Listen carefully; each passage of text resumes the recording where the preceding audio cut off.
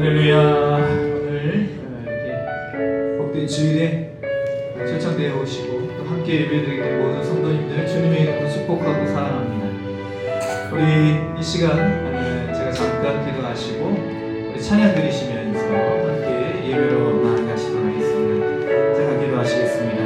하나님 아버지, 거룩하고 복된 주일 우리에게 허락해 주시고 오늘 찬양 예배로 주 앞에 나아가게 하심을 감사를 드립니다. 특별히 주님의 전에 처음 초청되어 오신 사랑하시는 주의 백성들, 오늘도 주 안에서 참 기쁨과 평안을 누릴 수 있도록 복을 허락하여 주시고 모든 성도들 함께 사랑으로 주님을 높이며 주님께 경배할 때 주님 세상에서 주지 못하는 놀라운 복과 은혜를 우리 모두에게 허락하여 주시옵소서. 우리의 찬양을 주님 홀로 받아주시기를 원하고 찬양받기 합당하신 예수님의 이름으로 기도드립니다. 아멘. 우리 사랑하시는 모든 성도님들, 하나님의 사랑 가운데 축복 가운데 거하시기를 원하시며 우리 당신은 하나님의 언약 안에 있는 축복의 통로, 우리 축복하시면서 우리 옆에 계신 분들 축복하시고 자신을 또 축복하시면서 함께 찬양으로 나아가시겠습니다. 당신은 하나님의 언약 안에 있는 축복의 통로.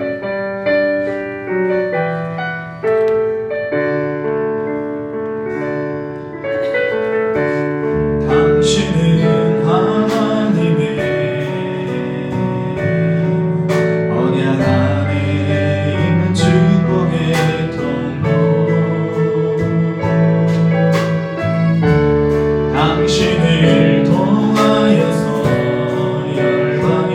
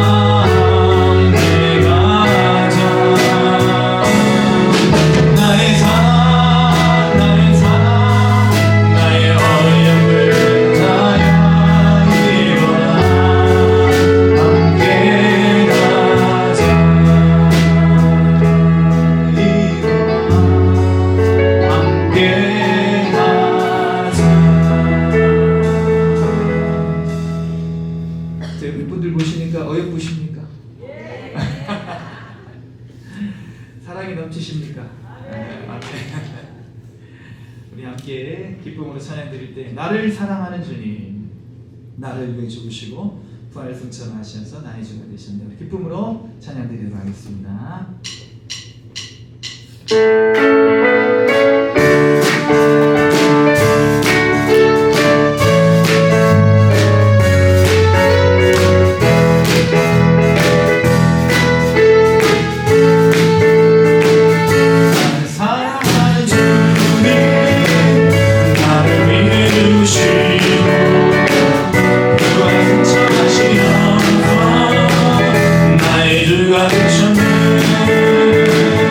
나를 사랑하는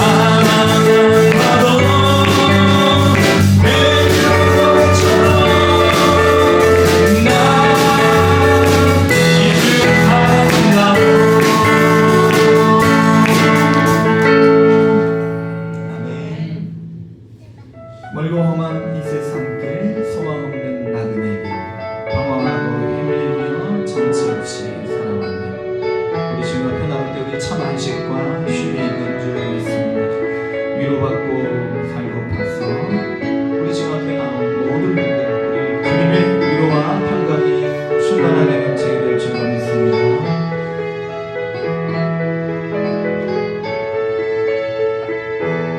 멀고만 이 세상 길 소망 없는 나는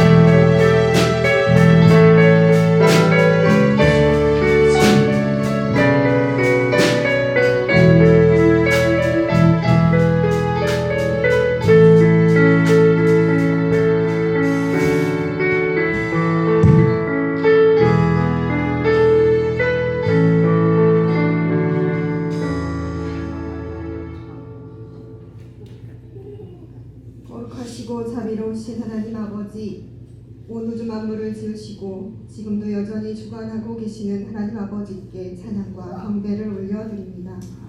죄로 말미암아 죽을 수밖에 없는 저희들을 위하여 십자가를 지시고 모든 물과 피를 쏟으심으로 저희의 모든 죄악을 사하여 주시고 영원한 생명의 길로 인도하신 주님의 그 크신 사랑과 은혜에 감사드리며 예배로 나아가오니 저희의 예배를 기쁘게 받아주시옵소서. 아멘. 오늘은 이웃 초청주일로 초청받아 오신 귀한 성도님들과 함께 하나님께 예배드립니다.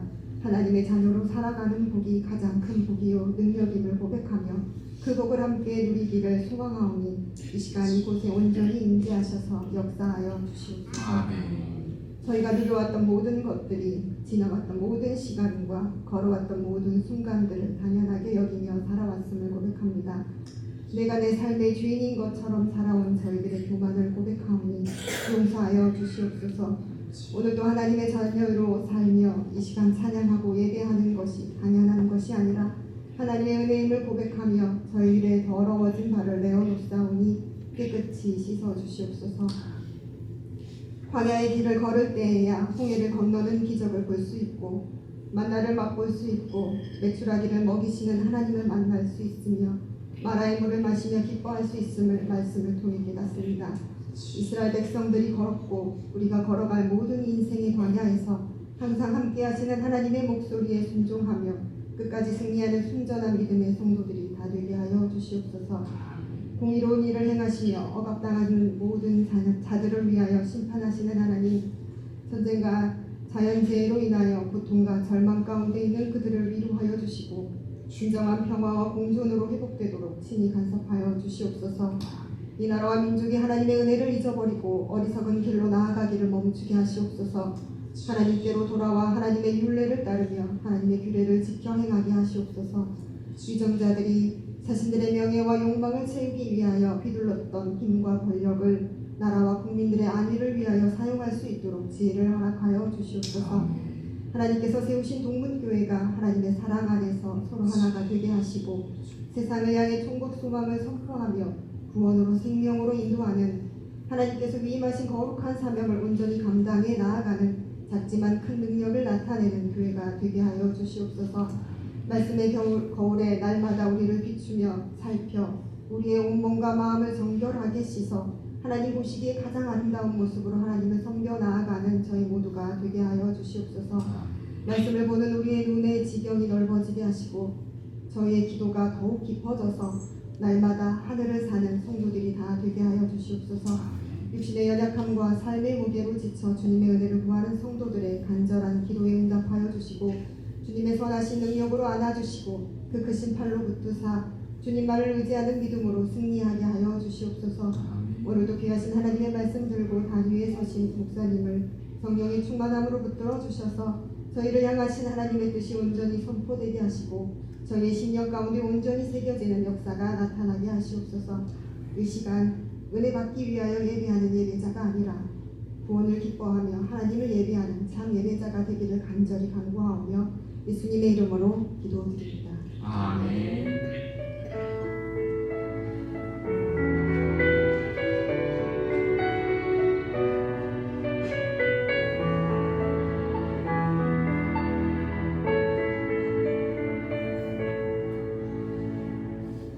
이 시간 함께 보실 하나님의 말씀은 마태복음 11장 28절 말씀입니다. 신약성경 17면 또는 18면 마태복음 11장 28절 말씀 우리 옆에 계신 분들이 찾아주시고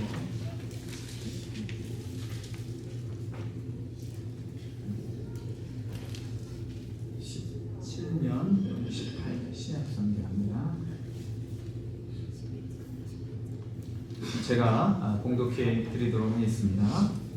수고하고 무거운 짐진 자들아 다 내게로 오라 내가 너희를 쉬게 하리라. 아멘. 학창 시절에 학우에 임원 선거가 있었습니다. 그래서 이제 회장도 뽑고 부회장도 뽑고 회계도 뽑고 총무도 뽑고 이런 이제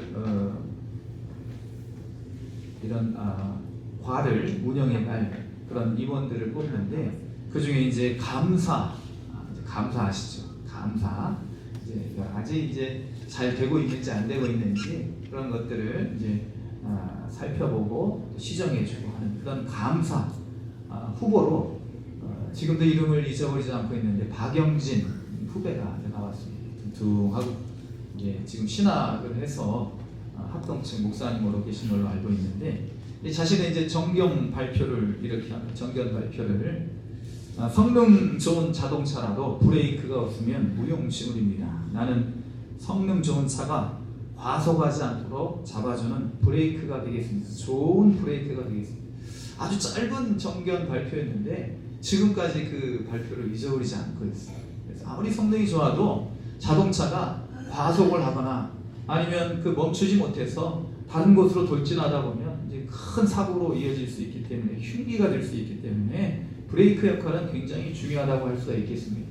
지난 11월 3일 날 벌교에서 그 정류장에 앉아있던 고등학생, 여학생 아이가 과속한 그 승용차에 의해서 그만 세상을 떠났죠. 하늘나라로 올라갔습니다. 이제 그 목사님의 딸이었는데 지금 이제 한번 말씀을 드렸기 때문에 다 알고 계시지만 이 목사님이 그 딸 죽은 그곳에서 날마다 아침마다 교통 정리를 하셨다는 거예요. 그렇지만 그 딸이 죽고 나서 사고 수습을 해주었던 그 교통 경찰관들 있는 파출소에 가서 감사의 떡을 돌렸다는 것 말씀을 드렸습니다. 그리고 그 가운데 있던 하나님을 아직 알지 못하는 여자 경찰관, 이제 저보고는 삼촌이라고 그런 여자 경찰관이 예수 믿는 사람들, 이제 종교 있는 사람들이라고 있지만 목사님이니까 예수 믿는 사람들은 뭔가 달라도 다른 것 같다. 그렇게 이제 고백을 하였지만 이제 그 후에 뉴스 데스크 이제 그를 보니까 이 차가요 남해 고속도로부터 계속 이제 비틀 이렇게 이제 왔던 거예요. 차선을 너무나 들리면서. 그래서 뒤에서 이제 그 블랙박스로 찍었던 뒤에 따라오던 운전자가 그것을 보면서 이제 경찰에 신고를 한 거예요. 신고를 해서 막상 잡아보니까 음주운전은 아니었던 거죠. 그럼 뭘까? 뭐가 이 차를 과속하게 만들고 그리고 이제 그 브레이크를 잡지 못하게 했을까? 아마도 졸음운전이 아니었을까 그렇게 추측도 해보는 것이지. 그래서 이렇게 차가 자신의 속도를 주체하지 못하고 그렇게 브레이크를 잡지 못했을 때 엄청난 사고로 이어지는 것을 볼 수가 있습니다. 2010년에 피로사회라는 책이 나왔죠. 그래서 이 책에서 이야기하는 것은 21세기는 규율사회, 구속사회에서 뭔가 이렇게 좀 짜여져 있고 권위가 있는 그런 어떤 순종하는 사회에서 21세기 사회는 성과사회로 변화가 되었다는 것이죠. 그래서 이제 모든 사람들이 경영가, 기업가가 되었다는 거예요. 그래서 이 예전에는 조동사가 이제 책에 나온 대로 이제 말씀을 드리면 조동사가 할 수 없다, 그런 거 하면 안 된다, 이런 어떤 규율, 규제 이런 것들이 이제 사회적 어떤 통념이었다면, 가치였다면, 이제는 할 수 있다가 이제 가치가 되는 거예요. I can do. 그래서 이런 모든 것을 할 수 있는 존재로서 사람들이 이렇게 인식이 되고 있다는 것입니다. 그래서 성과 사회에서는 목표를 달성하기 위해 멈추지 못하는 활동이 계속된다는 거예요. 멈추면 안 된다는 거예요. 계속해서 뭔가를 이뤄야 되기 때문에. 그래서 점점 가속화된다는 것이죠. 그래서 계속 생각하고 활동하고 그래서 이제 뭔가를 이뤄내야 되고 그렇지 않으면 이제 사회에서 도태. 다른 사람들이 이렇게 잘 나가는데 나만 뭔가 그렇게 이제 다른 사람들에 비해서 자기 자신이 뒤처질까봐 그런 어떤 불안감과 공포감에 휩싸이게 돼요. 내가 설령 목표를 잡았던 것이 성취됐다 할지라도 다른 사람이 그보다 더 나은 것을 성취하고 있으면 이거에 만족하지 못한다는 거예요. 그래서 또다시 지치고 힘들지만 또다시 뛰어야 된다는 거예요. 그래서 이 사회 무의식 속에서는 언제나 이 생산을 최대화해요. 유물론과 좀 비슷한 것 같아요. 그래서 자유롭지가 않다는 거예요. 이런 어떤 늘 무언가를 성취해야만 하는 그런 강박감, 그리고 만족감이 없다 보니까 이런 일들로 인해서 이제 사람은 한계가 있고 부족함이 있는데 이런 것들을 인정하지 않고 그런 것들을 뛰어넘어서 뭔가를 해야 되기 때문에 사람들이 어떻게 되느냐, 지쳐버린다. 그래서 번아웃, 일명 이제 소진 증후군이 나타나고, 그러므로 인해서 늘 언제나 기쁨이 없고 감사가 없고 만족이 없고 성취감이 없다 보니까 우울감이 찾아오는, 내가 하는 일이 이게 의미가 있는가, 그러면서 이제 우울감이 찾아오고 만성 피로, 허무, 깊은 회의감이 밀려온다는 거예요. 이게 바로 이제 피로 사회에 나온 책의 내용입니다. 그래서 이제 이 책에서 이야기하는 것은 뭐냐면, 피로로 인해서 정신적, 육체적 질병이 심해지기 전에 세 가지를 해야 된다는 거죠. 잠시 멈추기, 그만두기, 머뭇거리는 능력을 키우자. 우리는 막 머뭇거리면 우유부단하고 뭔가 결정적인 거 있지 않을까, 막 그렇게 이제 생각한다는 거예요. 누가 생각합니까? 제가 그렇게 생각합니다. 자꾸 뭔가 탁탁 결정해내야 되고 뭔가를 똑부러지게 해야 되는데, 제가 이제 그렇지 못한 부분이 있다 보니까 이 책을 읽으면서 많이 위로를 받았습니다. 성경을 읽으면서 위로를 받지만, 그래서 잠시 멈추기, 그 다음에 그만두기, 머뭇거리기, 이게 참 좋지 않습니까? 여기 한 가지 더 추가를 한다면 멍 때리기, 이것도 참 좋은 거예요. 멍 때리기. 그래서 요즘에 이제 이 멍 때리는 것이 유행하고 있지 않습니까? 우리가 이렇게 멈추고 잠깐 동안 쉼을 누리는 것, 그것이 바로 하나님께서 우리에게 안식일을 주신 이유예요. 사람은요 그렇게 늘 가속페달을 밟을 수 없는 거예요. 하나님이 쉴 수 있도록, 그래야 해서 이 안식일을 통하여서 우리의 삶의 한계가 어디인지, 우리의 삶의 진정한 목적이 무엇인지, 이 안식일을 통해서 우리의 창조주를 바라보게 하시고, 이 안식일을 통해서 창조주 하나님으로 인해서 안식을 누리게 하시는 것이 바로 우리 하나님께서 안식일을 주신 이유인 것입니다. 그런데 이 안식일조차도 아까운 거예요. 그래서 이렇게 막 열심히 뛰다 보면 앞서 말씀드린 바대로 이 피로가, 또 이제 우울이, 허무가, 회의가 찾아온다는 것입니다. 오늘 말씀을 이제 우리가 읽었지만 예수님 당시에도 이런 성과주의가 만연해 있었다는 거예요. 성과주의, 예수님 당시의 성과주의는 무엇인가? 율법이라는 거예요. 율법, 행위예요. 다른 말로 바꾸는, 사람의 노력, 사람의 행위, 사람의 공로로만 구원을 받는다는 거예요. 그런데 예수님은 그렇게 말씀 안 하셨거든요. 사람은 행위로, 노력으로, 자격으로, 수준으로 구원받는 것이 아니라 오직 예수 그리스도를 믿는 믿음, 믿기만 하면 누구든지, 그래서 이 믿음으로만 구원받는다는 것이 바로 예수님이 우리에게 주신 구원의 방법이고 진리이고, 그것이 바로 성경의 말씀입니다. 그래서 이런 성과주의에 매달려 있는 사람들, 이런 사람들, 이제 바리새인과 서기관들이 이런 율법을 가지고 사람들을 자꾸 억압을 하는 거예요. 너 율법 못 지켰지? 너 이거 못했지? 하면서 자꾸 이제 사람들에게 죄책감을 심어주는 것입니다. 그래서 예수님께서 이렇게 죄책감 가운데 있는, 그래서 뭔가를 하지 못해서 늘 마음 가운데 압박이 있고 스트레스를 받고 있는 이 연약한 사람들에게 말씀하시는 거예요. 수고하고 무거운 짐진 자들아 다 내게로 오라. 내가 너희를 쉬게 하리라. 쉼을 주겠다. 그래서 오늘 말씀을 통해서 우리가 어떻게 하면 예수님 주시는 쉼을 얻을 수 있는지 우리가 한번 말씀을 살펴보도록 하겠습니다. 첫 번째로, 예수 그리스도 없는 삶은 수고하고 무거운 짐진 인생이라는 것을 알아야 합니다. 예수 그리스도 없는 인생은 그렇다는 거예요. 나는 무겁지 않은데, 나는 피곤하지 않은데.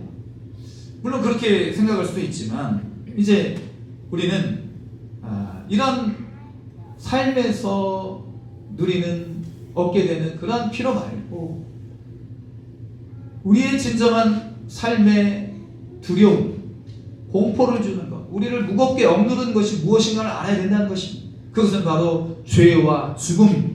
죄와 죽음. 늘 우리의 이 삶 속에서 이제 죄가 우리를 억압하고, 그리고 죽음이라는 어떤 큰 거대한 문제가 우리를 우리 앞에 늘 놓여 있기 때문에 우리는 이 죽음이라는 큰 문제를 극복할 수가 없다는 것입니다. 교회와 그리스도인의 비판적인 어떤 사람이 이제 목사님에게 조롱하는 물어요. 목사님, 교회에서는 늘 죄의 짐이 무거운 것이라고 이야기하고 죄의 짐을 벗어버려야 한다고 하시는데, 저는 아무 짐도 못 느끼거든요. 무겁지 않아요. 도대체 그 죄의 짐이라는 무게가 얼마쯤 됩니까? 한 50kg 됩니까? 한 100kg 됩니까? 하고 물어보는 거예요. 그래서 이 사람을 바라보고 목사님이 이렇게 말했습니다. 선생님, 만약 여기에 죽은 사람이 누워 있다고 한다면 그 위에다가 무거운 짐을 올려놓을 때 그 죽은 사람 무게를 느낄 수 있을까요? 죽은 사람이 무슨 무게를 느낍니까? 당연히 못 느끼죠. 그러자 이제 목사님이 말을 하는 거예요. 그러면 선생님은 죽어 있는 것이 무거운 죄짐을 못 느끼고 있다. 성경에서 말하는 죄는요, 우리가 거짓말하고 도둑질하고 살인하고 이런 것들도 죄이지만 하나님 뜻대로 살지 않는 것이 바로 죄예요. 하나님 만드신 목적이 있단 말이에요. 불이라는 것이 그 목적이 있습니다. 근데 불이 이런 아궁이에서 아니면 화덕에서 전자레인지에서 가스레인지에서 이렇게 불이 이렇게 일어나서 음식을 데피고 하면 얼마나 유용합니까? 그런데 이 불이요, 자기 있던 위치에서 자기 위치를 망각하고 막 돌아다녀요. 커튼도 갖다가 태우고 소파도 태우고 마룻바닥도 태우고. 그러면 이 불이 어떻게 되는 겁니까? 불은 원래 그런 어떤 유용한 목적이 있었지만 자기 목적대로 사용되지 않았기 때문에 이 불은요, 나쁜 거예요. 사람도 마찬가지잖아요. 하나님께서 우리를 만드신 목적이 다 있다는 거예요. 우리는 우연히 세상에 던져진 존재가 아니라는 거예요. 그냥 먼지에서 왔다가 먼지로 사라지는 허무한 존재가 아니라는 거예요. 하나님 우리를 천하보다 귀한 영혼으로, 천하보다 귀한 가치를 가지고 한 사람 한 사람을 고귀하게 만드셨다는 거예요. 세상은 우리를 먼지라고 이야기하지만 하나님 우리를 작품이라고 이야기합니다.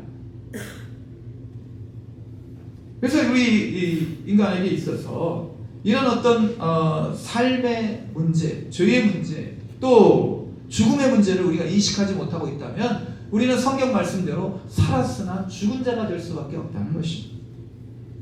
그래서 이 죄와 죽음의 문제를 해결해 주시는 분이 바로 예수 그리스도이십니다. 그래서 이런 문제를 우리가 인식하지 못하고 있다면 우리는 아직 진짜의 삶을 살고 있지 못하는 거죠. 교회에서만 그런 얘기를 하는가? 성경에서만 그런 얘기를 하는가? 오늘 제가 말씀을 준비하면서 노래가 떠올랐어요. 찬송가가 떠올라야 되는데 갑자기 내 하나의 사랑은 가고가 떠올랐어요. 등이 휠 것 같은 삶의 무게예요. 가거라 사람아, 내 하나의 사람아, 모두가 걸어가는 쓸쓸한 그 길로. 아시는 분은 아시려 생각합니다. 등이 휠 것 같은 삶의 무게. 세상의 유행가도 그런 것을 고백을 한단 말이죠. 그러나 이 삶의 무게보다도 더 무거운 것이 바로 죄의 무게이고 죽음의 무게라는 거죠. 그리고 예수 그리스도가 계시지 않으면 이 짐을 맡아주실 분이 없다는 거예요. 세상에 누가 이런 짐을 맡아줍니까? 나를 위해 누가 대신 죽어주겠습니까? 물론 그런 분도 계시지만 성경은 한 번 죽는 것은 모든 사람에게 정해져 있다고 말합니다. 그러나 이러한 죽음은 진정한 죽음이 아니라는 게 성경에서 말하는 죽음. 진짜 죽음은요, 영원한 지옥에 가는 것이 진짜 죽음이라고 성경은 말합니다. 이것을 가리켜서 둘째 사망이라고 성경은 이야기합니다. 어떤 사람이 뜨거운 이제 그 사막 지방으로 출장을 갔어요. 사막 지방으로 출장을 갔는데 실수로 이제 문자를 보냈는데 실수로 다른 사람한테 보낸 거예요. 우리도 그럴 때가 있잖아요. 그래서 이제 문자를 보냈는데 이 문자를 받은 사람이 누구였냐면 바로 이제 죽은 사람한테 이제 죽은 사람의 아내한테 이제 문자를 보낸 거예요. 자기 이제 아내한테 문자를 보내야 되는데 실수로 보낸 사람이 그 보낸 문자가 이제 죽은 사람 거였다는 거예요. 번호가. 그래서 이제 그 문자를 본 아내가요, 그만 기겁을 하고 마는 거예요. 기겁을 했어요. 금방 이제 장례를 마치고 돌아왔는데 이제 자기 남편한테 이제 문자가 온 거죠. 잘못 보냈으니까. 어떤 사람이 남편한테 문자가 왔는데 이런 문자가 왔어요. 이분이 이제 장로님이셨고 또 이제 문자를 받은 분은 권사님이셨어요. 장로님 이제 서천하셔서 천국에 가셨어요. 그런데 이제 문자 내용이 여보 잘 도착했어. 그런데 여기는 몹시 뜨겁구려. 이렇게 문자가 온 거예요. 이해가 잘 안 되시죠? 남편을 금방 천국 보내고 왔는데 문자가 오기를 여보 잘 도착했어. 여기는 그런데 굉장히 뜨겁구려. 남편이 지금 어디 갔다고 착각합니다. 지옥 같다 그죠? 약간 웃긴 이야기가 하지만 슬픈 이야기이기도 하죠. 이런 일이 없어야 되지 않겠습니까? 잘못 보냈으니까 남장이지 문자를. 진짜로 지옥 가면 어떻게 되냐? 예수님은 말씀하십니다. 나를 믿는 자는 죽어도 살겠고 무릇 살아서 나를 믿는 자는 영원히 죽지 아니하리라. 나는 생명의 떡이니 나로 인하여서 목마르지 아니하고 배고프지 아니할 것이다. 길이요 진리요 생명이라고 말씀하시죠. 예수님 없는 인생은 이 죽음이라는 질병을 치유받지 못합니다. 죄라는 바이러스를 통해서 죽음이라는 질병이 우리에게 누구나 다 지금 걸려 있는 거예요. 죽음은 이것은 자연스러운 현상이 아닙니다. 성경에 나와 있는 대로 보자면 이것은 질병이에요. 질병. 근데 이 질병이라는 죄는 죽음이라는 질병은 죄로 인한 바이러스예요. 우리가 이제 뭐 독감 바이러스, 코로나 바이러스 걸리게 되면 그 증상이 나타나잖아요. 죄라는 바이러스로 인해서 죽음이라는 질병이 찾아왔다면 이 모든 죄의 문제를 해결하시고 죽음의 문제를 해결하시는 분이 바로 예수 그리스도라시는 것, 예수 그리스도이신 것입니다. 이러한 예수 그리스도 없는 인생은 수고하고 무거운 짐진 인생이라는 것을 우리가 알아야 된다는 것입니다. 그래야만 쉼을 얻을 수 있어요. 두 번째, 쉼을 얻기 위해서 우리는 예수님께로 나아가야 됩니다. 예수님께로. 아무리 사람들 바라봐봤자 소망이 없어요. 오직 예수님만이 우리의 소망인 줄로 믿습니다. 제가 존경하는 김남준 목사님, 평촌의 열린교회 그 목사님이 이제 이런 글을 썼어요. 어느 날 이제 강아지를 보셨던 거예요. 꼬리를 이제 잡기 위해서 빙글빙글 도는 강아지. 강아지들 그렇잖아요. 자기 꼬리 잡기 위해서 막 빙글빙글 돌잖아요. 꼬리 물려고. 그러니까 이제 옆에 있던 좀 이렇게 나이든 개가 이 강아지에게 말하는 거예요. 야, 하루 강아지 참 뭐 무서운지 모른다고 하면서 이제 이 얘기를 해준 거예요. 강아지한테. 우리가 이제 그냥 좀 이야기 같이 한번 들어보시면 이렇게 충고를 했다는 거예요. 나이든 개가 얘야, 너는 행복이 꼬리에 있다고 생각하는 모양인데 그것은 불행한 공전이다. 공전, 그냥 헛바퀴 돈다는 거죠. 불행한 공전이다. 너는 꼬리를 잡기 위해 뛰지만 나는 내 할 일을 위해 뛴다. 그래서 강아지 때는 그냥 그렇게 이제 뭐 꼬리 잡기 위해 뛰지만 이제 조금 이제 걔가 이제 좀 자라나고 뭔가 주인 말을 알아들으면 또 심부름도 할 수 있고 부르면 오기도 하고 뭐 이렇게 이제 그거 하잖아요. 가서 쥐 잡아오라 하면 쥐도 잡아오고. 그래서 이런 할 일을 위해서 뛰는 거예요. 너는 꼬리 잡기 위해 뛰지 마. 내가 마땅히 할 바를 쫓아가면 꼬리는 저절로 따라오게 되어 있거든. 그렇게 이제 걔가 지혜로운 개죠. 그러면서 이런 이제 부연 설명을 하십니다. 자기 꼬리를 붙들기 위해 빙글빙글 돌고 있는 어린 강아지에게서 우리는 인간의 모습을 봅니다. 사람들에게 일반적인 행복의 기준은 나입니다. 그렇죠. 내가 내 행복의 기준이에요. 그래서 나를 잡기 위해서, 내 행복을 찾기 위해서 빙글빙글 도는 거예요. 꼬리 잡기 위해서. 행복이라는 꼬리 잡기 위해서. 그런데 행복의 기준을 나로 잡아서는 결코 꼬리를 붙들 수 없는 어린 강아지처럼 아무리 나를 위해 살아도 진정한 행복의 실현이 불가능합니다. 인간은 보통 행복을 자신을 하나님처럼 신격화하면서 누리는 즐거움으로 착각하는데 진정한 행복은 창조의 목적대로 살아가는 삶 속에 있습니다. 예수님께로 나아갈 때 우리는 진정한 삶의 목적을 알게 된다는 거예요. 내가 왜 살아야 되지? 무엇을 위해 살아야 되지? 어디로 나아가야 되지? 그래서 우리가 예전에 우리 교회에서 한 번의 세미나를 했지만 속도보다 중요한 것이 뭐다? 방향이라는 겁니다. 방향. 성과보다 중요한 것이 목적이고 의미라는 거예요. 효과라는 거예요. 그래서 우리가 예수님께 나아갈 때 우리 삶의 목적을 알게 된다는 거예요. 왜? 예수님이 바로 우리를 만드신 분이기 때문에. 누군가 설계자가 있기 때문에 집이 만들어지고, 누군가 설계자가 있기 때문에 차가 만들어지고, 누군가 설계자가 있기 때문에 컴퓨터가 만들어졌듯이 누군가 설계자가 있기 때문에 이 한치도 정확하게 오차 없이 돌아가는 이 온 우주 만물이 있는 거예요. 그리고 기가 막히게 지어진 마치 우주와 같은 그런 염색체와 세포와 그런 구조를 가진 인간들이 있게 된 것입니다. 어떻게 먼지에서 이런 컴퓨터보다도 차보다도 집보다도 더 정교한 이런 사람이 나올 수가 있냐는 것이지.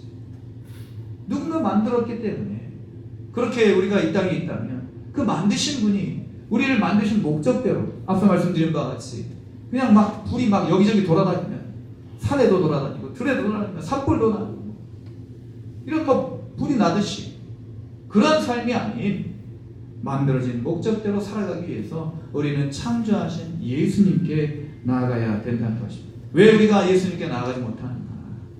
예전에도 말씀드렸지만 가시나무새 노래 또 아시죠? 내 속에 내가 너무도 많아 당신의 쉴 곳 없는 내 속에 내가 너무 많기 때문에 하나님이 우리 안에 들어오실 그런 자리가 없는 거예요.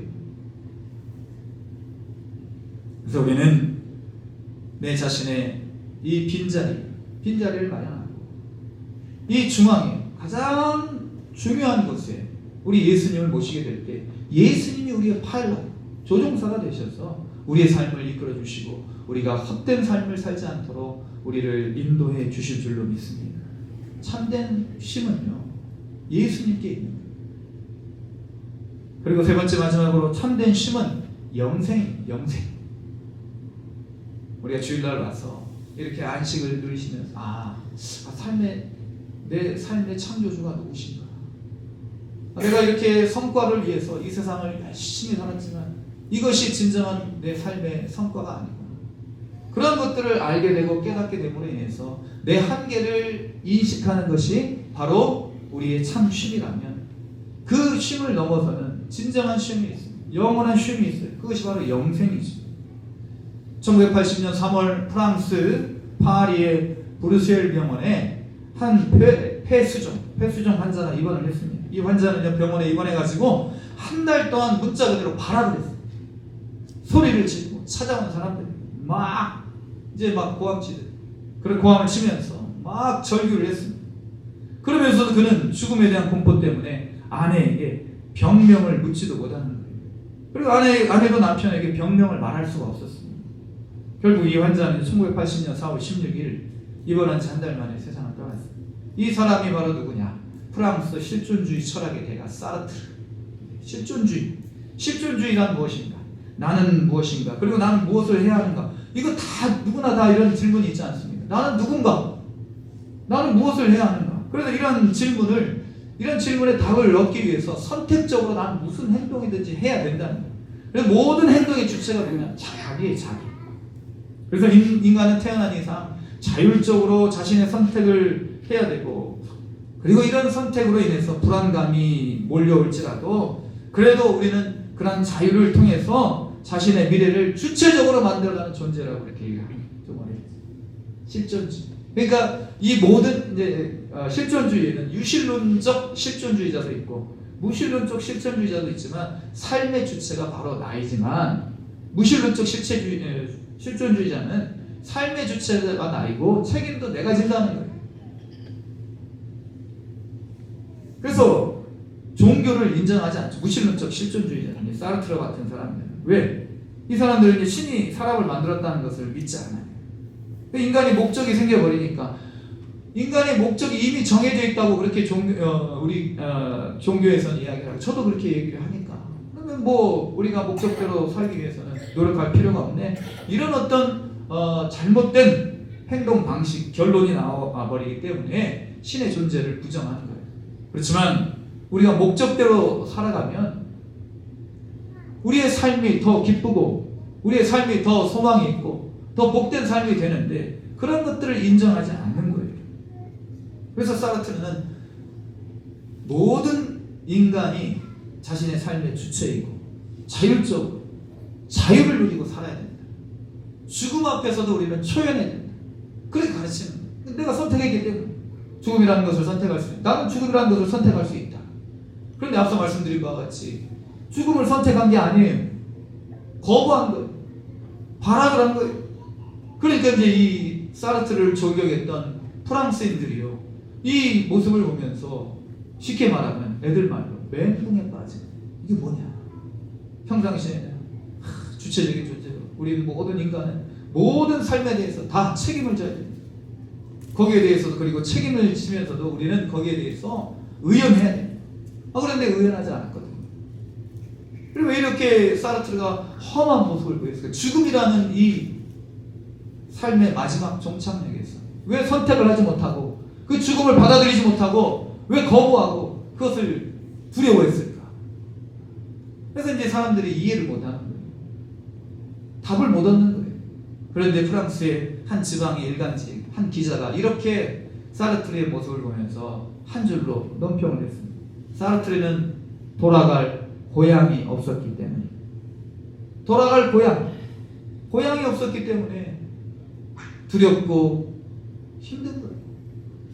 우리는 돌아갈 본향이 있는 줄로 믿습니다. 그 돌아갈 본향은요 바로 천국이에요. 천국. 우리가 나온 그곳. 성경에서는 본향이라고 말합니다. 우리 각기 다 고향은 다르지만 우리가 나온 그곳은 다 똑같습니다. 하나님 우리를 이 땅에 보내신 거예요. 천국으로부터 이 땅에 보내셨습니다. 우리 예수님께서 우리에게 말씀하십니다. 나를 믿는 자는 죽어도 살겠고 무릇 살아서 나를 믿는 자는 영원히 죽지 아니하리니 이것을 내가 믿느냐? 이 말씀은요 내가 너를 쉬게 하리라. 그 말씀. 이 땅에서의 우리의 삶은요 쉼이 없습니다. 잠깐 동안 평안이 몰려오다가도 또 금방 불안과 근심이 찾아. 어떤 분은요 이제 요즘 우리나라가 빈대 때문에 이렇게 막 좀 시끌시끌한데, 어떤 분은 빈대보다도 무서운 벌레가 바로 근심이라는 벌레라고 그렇게 얘기를 했어요. 근심이라는 벌레. 근심이 우리 자꾸 갉아먹거든요. 이 빈대는 피를 빨아먹지만 근심은 우리의 영혼을 갉아먹어요. 우리 마음을 갉아먹어요. 그래서 우리의 진정한 쉼은, 안식은 우리가 비로소 천국에서 누리게 되는 줄로 믿습니다. 이것이 바로 우리 주님께서 주시는 쉼이라는 거예요. 말씀을 정리하고자 합니다. 인간은요 죄와 죽음의 무게를 지고 살아가고 있습니다. 이 무게를 많이 느낄수록 우리는 천국에 더 가까운 것이고 예수님과 더 가까운 사람입니다. 왜 이 죄와 죽음을 이길 수 있는 것은 아무도 없어요. 존재는 아무도 없어요. 그러나 이 죽음을 이기신 분이 바로 예수 그리스도이십니다. 부활하심으로 죽음을 이기신 거예요. 그래서 예수님을 우리가 믿고 따라갈 때 예수님이 얻으신 그 부활의 능력을 우리도 얻게 되는 것입니다. 그래서 예수님을 통해서 우리는 모든 죄에서 자유함을 얻고 죽음으로부터 벗어나 진정한 자유와 쉼은, 안식을 누리게 되는 것입니다. 행복을 누리게 되는 것입니다.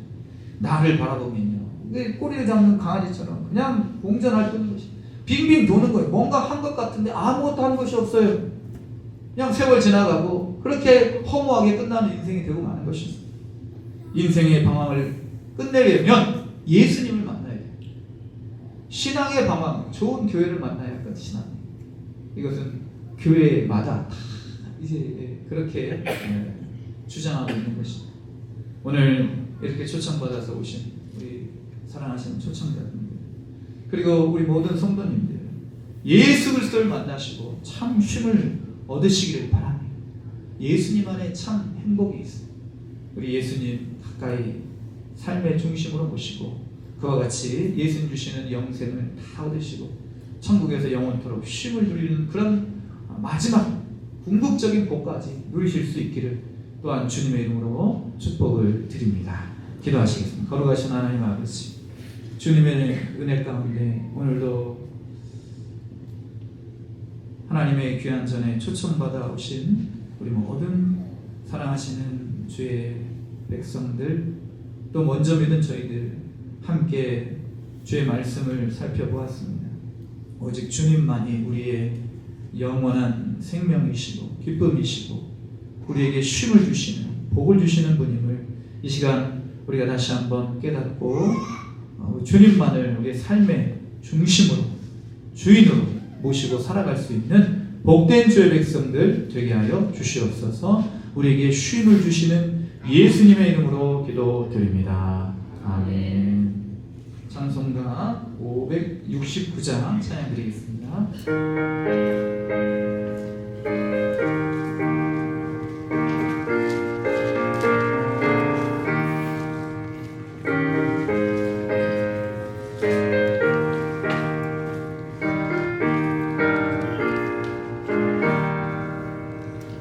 선한 목자 되시는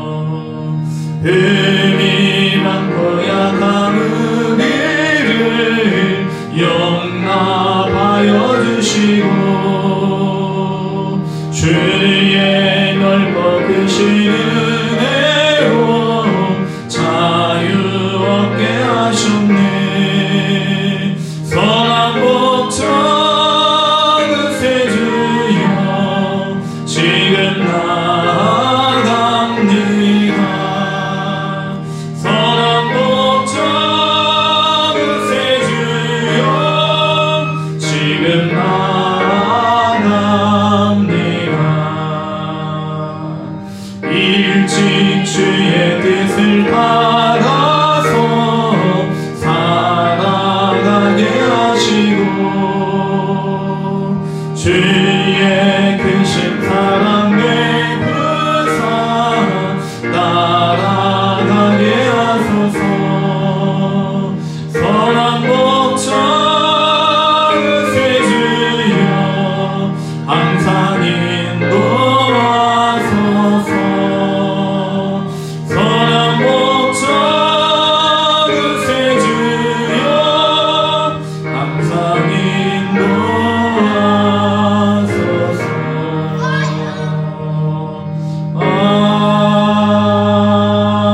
아멘. 거룩하신 하나님 아버지, 복된 날 안식일을 저에게 허락하여 주시고 우리 이웃 초청주일로 주님 앞에 드리게 하심을 감사를 드립니다. 하나님께서 참 안식, 평안, 기쁨을 주시고자 먼저 불러주신 우리를 통하여 또한 초청받고 오셨으니 하나님께서 이러한 초청받는 자의 자리에서 초청하는 그러한 믿음의 자리로 또한 나아가실 수 있도록 주님께서 붙잡아 주시고 모든 발걸음 인도하여 주시옵소서.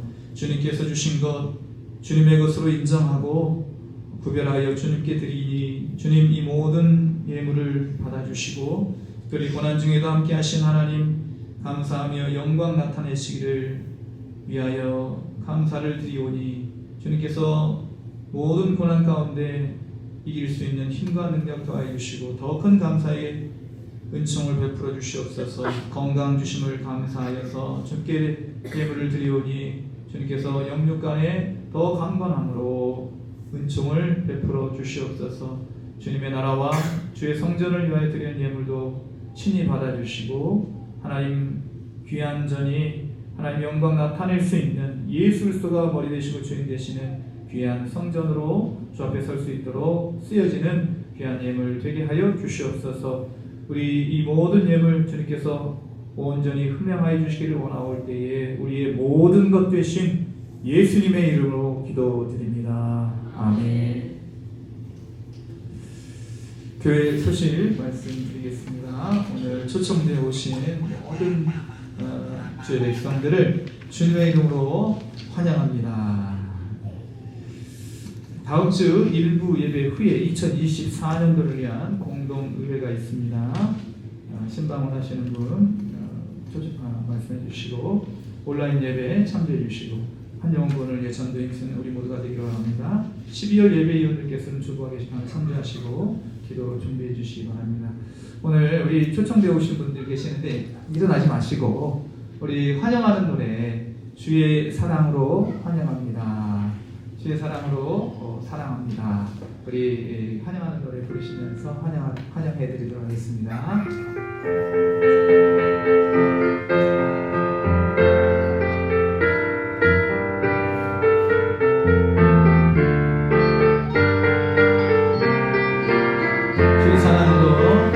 주의 사랑으로 환영합니다. 주의 사랑으로 환영합니다. 당신 안에서 주의 영광을 보내 주의 사랑으로 환영합니다. 서로를 축복하시면서 환영해 드리겠습니다. 감사합니다. 우리 이 시간 옆에 계신 분들, 앞뒤에 계신 분들 바라보시면서 성도의 인사 나누겠습니다. 하나님은 당신을 사랑하십니다. 사랑하십니다. 사랑하십니다. 사랑하십니다. 우리 일어나셔서 주기도문송 하시고 예배를 마치도록 하겠습니다.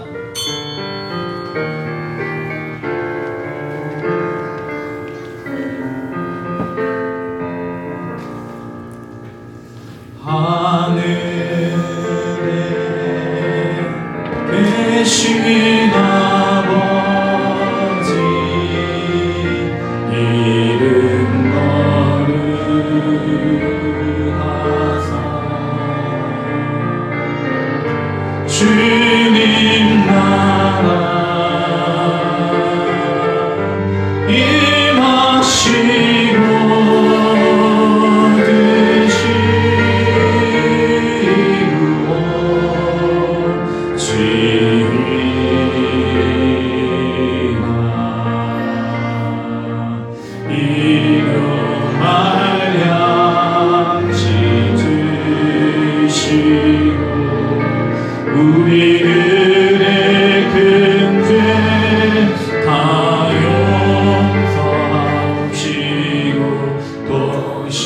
위험에 들게 마시고 악에서 구원하소서. 대개 주의 나라 주의 권세 주의 영광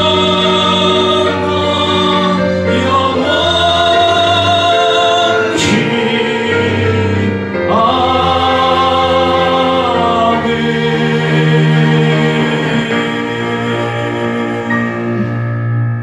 이제는 우리 주 예수 그리스도의 크신 은혜와 하나님 아버지의 극진하신 사랑하심과 성령님의 감동감화 충만 교통하시는 은총이 오늘 주님의 초청을 받고 주의 전에 모여 함께 예배를 올려드린 모든 초청되어 오신 분들 위해, 사랑하는 주의 백성들 그 모든 삶의 자리 위에, 이 나라의 민족과 또 열방의 고통받는 민족들 위해, 환우들과 우리 모든 연약한 방황하는 지체들 위해, 우리 선교사님들 위해 지금부터 영원토록 함께 계시기를 간절히 축원하옵나이다.